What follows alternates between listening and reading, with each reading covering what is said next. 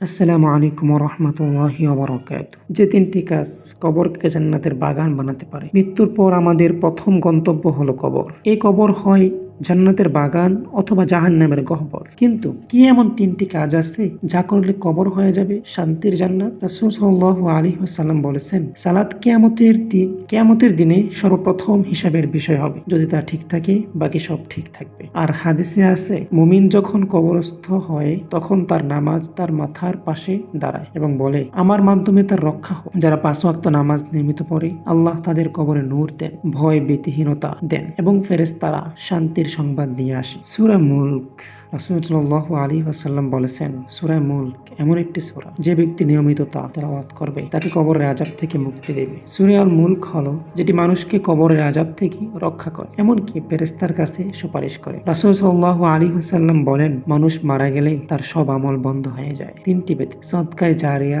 এমন জ্ঞান যা উপকারে আসে, নেককার সন্তান যে তার জন্য দোয়া করে, যেমন একটি কূপ খনন করে যাও, কোরআন শেখানো, মসজিদে খরচ, ইসলামী বই বা ভিডিও বানিয়ে যাও। এসব আমল মৃত্যুর পরও কবরকে জ্যান্ত রাখে, তোমার আমল নামায় সওয়াব জমা হতে থাকে। আমরা কেউই জানি না কবর আমাদের জন্য জান্নাত হবে নাকি জাহান্নামের গহ্বর, কিন্তু এই তিনটি কাজ সালাত, সূরা মুলক, সদকা জারিয়া আমাদের করা কবরকে জান্নাতের বাগান বানিয়ে দিতে পারে। আল্লাহ তাআলা আমাদের সবাইকে এই তিনটি আমলে অবিচল রাখুন। আমাদের কবর যেন হয় নূরের বাগান, শান্তির বিশ্রামস্থল। রব্বানা আতিনা ফিদ দুনিয়া হাসানাহ ওয়া ফিল আখিরাতি হাসানাহ ওয়া কিনা আযাবান নার।